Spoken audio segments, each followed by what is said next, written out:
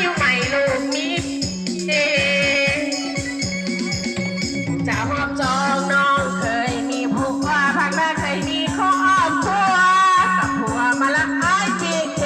ทั้งทุกขาอยู่ในสายตาเบาอีลียังทรงคุณค่าอยู่ในสายตาเบาอีลีหากว่าไอ้บ่ดีเราก็ยินดีจะแต่งงาน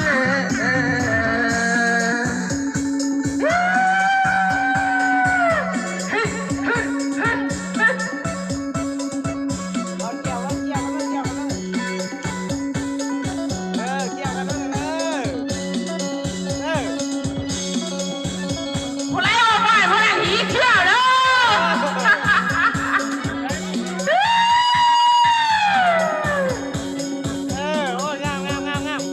ผู้ใดบ่ฟอนผู้นั้นข้อใหญ่เด้อ